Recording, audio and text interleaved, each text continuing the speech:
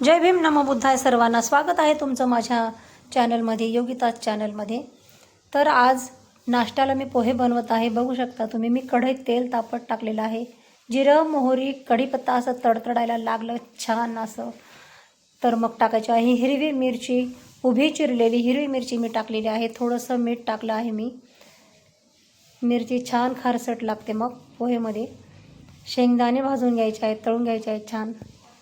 बटाटे टाकून द्यायचे आहेत, बटाटेही नरम होईस्तोवर भाजायचे आहेत आणि मग टाकायचा आहे कांदा। सर्व मसाला एकजीव करायचा आहे। एकत्र झाल्यावर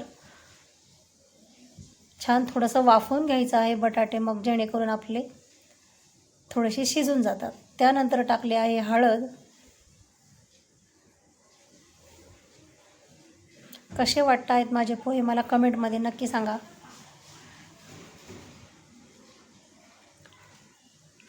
अजून थोडंसं मीठ टाकलं मी आणि त्यानंतर भिजवलेले पोहे टाकून दिलेले आहेत। बघू शकता किती सगसगीत असे सुटसुटीत पोहे माझे भिजलेले आहेत। सर्व एकत्र करून घ्यायचं आहे। नाश्ता झाला आपला तयार। आणि एका बाजूला मी दुपारच्या जेवणासाठी मूग भाजून घेतलेले आहे। असे खमंग लालसर होईपर्यंत मूग भाजून घेतलेले आहेत तव्यावर। बघू शकता हे बघा, मूग भाजलेले आहेत लालसर होईपर्यंत असे छान। आणि मग मुगाचं मेदगं मला आज करायचं होतं म्हणून मी मसाला वाटून घेतलेला आहे। बघा, हिरवी मिरची, जिरं, लसूण, अद्रकचा तुकडा आणि मग कुकर ठेवले तापत। जिरं मोहरी आपण वाटून घेतलेला मसाला देखील टाकून घेतलेला आहे। तिथे छान असा खरपूस भाजून घ्यायचा आहे। धना पावडर, हळद,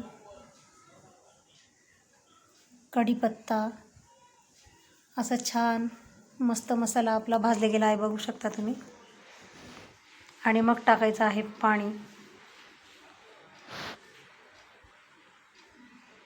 छान उकळी आली की आपण भाजलेले मूग ते टाकून द्यायचे आहेत आणि 3-4 शिट्ट्या अशा करून घ्यायच्या आहेत आपल्याला। एका साईडला मी चपात्या बनवते आहे। चपात्या देखील आपल्या झालेल्या आहेत आणि हे आपलं जेवण झालं आहे तयार। या